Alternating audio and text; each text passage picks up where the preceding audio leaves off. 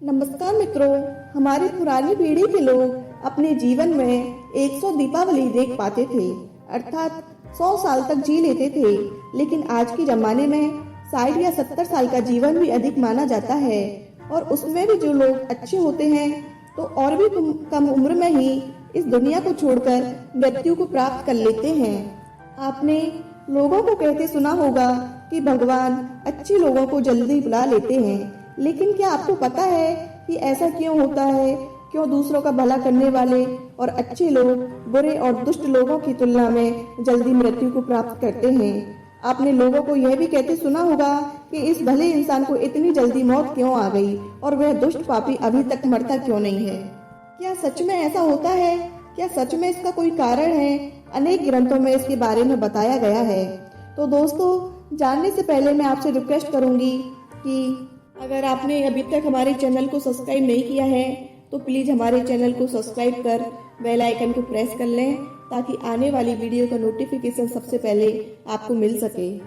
गीता में भगवान कहते हैं कि जिस व्यक्ति ने जन्म लिया है उसकी मृत्यु होना निश्चित है, और हमारे सनातन धर्म में माना जाता है कि किसी व्यक्ति के जन्म से पहले ही तय हो जाता है कि उसका जन्म कहाँ होगा, उसके माता पिता कौन होंगे, उसका विवाह किसके साथ होगा।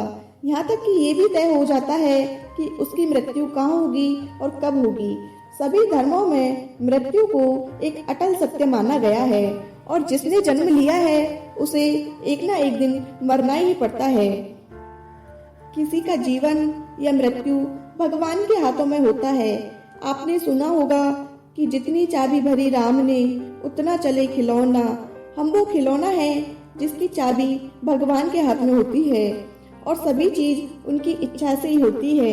हिंदू धर्म में मान्यता है कि भगवान हर अच्छे मनुष्य को किसी न किसी उद्देश्य के साथ ही इस मृत्यु लोक में भेजते हैं, और जब वो उद्देश्य जल्दी पूरे हो जाते हैं तब भगवान उन्हें वापस बुला लेते हैं। अर्थात अच्छे लोगों की मृत्यु भी उनके अच्छे कर्मों पर ही निर्भर करती है।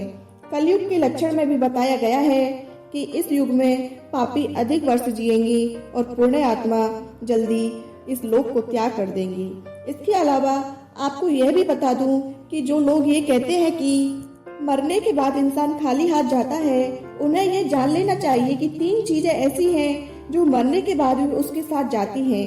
एक है संचित कर्म, दूसरा है स्मृति, और तीसरा है जागृति। इसलिए आप अब किसी को यह मत कहना कि आप खाली हाथ आए थे और खाली हाथ जाएंगे। हमें कई बार ऐसा लगता है कि कुछ भले लोग या हमारे परिजन थे जो भले थे, कभी किसी का बुरा नहीं किया था, कभी किसी को नहीं सताया था, फिर भी भगवान ने उनको अपने पास इतनी जल्दी बुला लिया। उन्हें तो अच्छे कामों के बदले में ज्यादा जीना चाहिए था, तो भगवान ने ऐसा क्यों किया? तो आइए इस बात को समझते हैं। आपने कई प्राचीन कथाओं में सुना होगा कि जब कोई ऋषि मुनि या भगवान किसी अप्सरा देवता पर क्रोधित होते थे, तब उसे सजा के तौर पर पृथ्वी लोक यानी मृत्यु लोक में जन्म लेने का श्राप देते थे।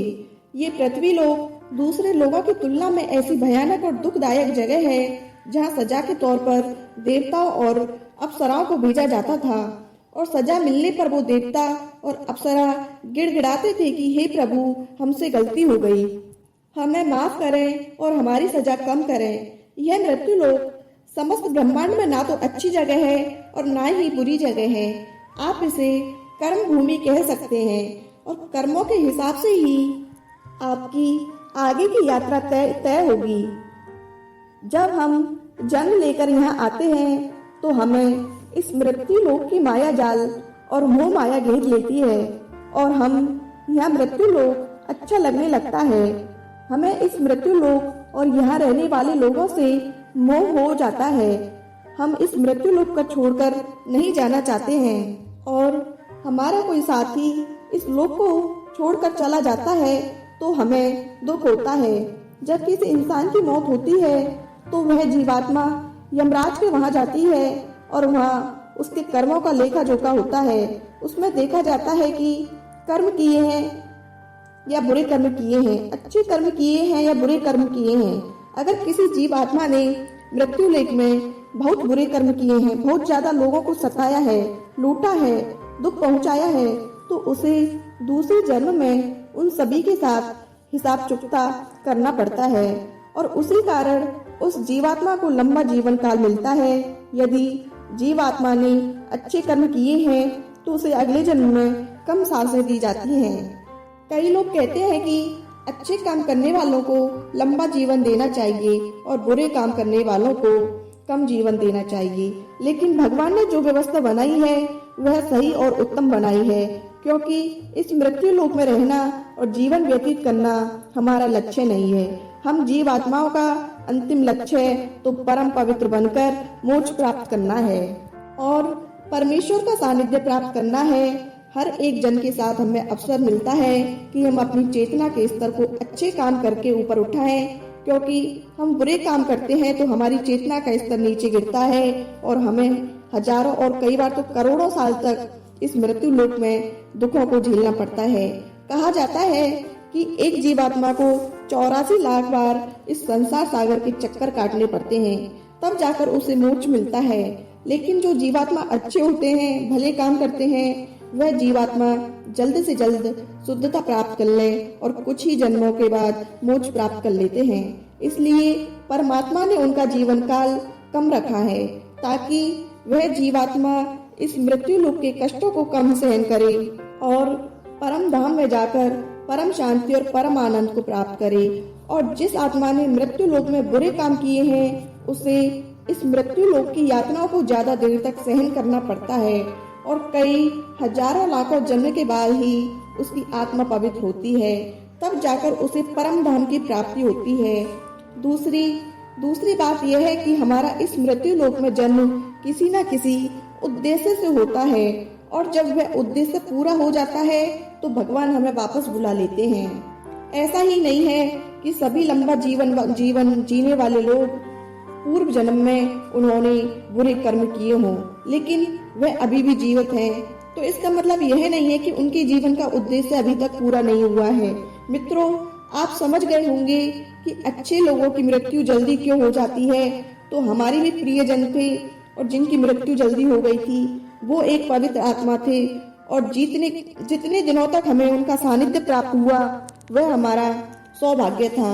उनकी मृत्यु के बाद हमें प्रार्थना करनी चाहिए कि उनकी आत्मा जल्द से जल्द परम धाम को प्राप्त करे और परम शांति और परम आनंद को प्राप्त करे। यह जन्म और मृत्यु का रहस्य कुछ ज्यादा ही गहरा है जिसे देवता लोग भी नहीं समझ पाते हैं। इसलिए मित्रों, आज से अपने जीवन को सार्थक बनाने के लिए अपनी गलत आदतों को छोड़कर अच्छी आदतें अपनाएं, धर्म और तपस्या में मन लगाएं, क्योंकि ईश्वर सर्वशक्तिमान है और वही हमारा बेड़ा पार कर सकता है। तो मित्रों, आज की यह वीडियो आपको पसंद आई हो तो वीडियो को शेयर जरूर करें, क्योंकि हमारा मकसद भी हमारे धर्म का प्रचार करना ही है। इसलिए 5 लोगों तक यह वीडियो जरूर पहुंचाएं। मिलते हैं अगली वीडियो में, तब तक के लिए नमस्कार।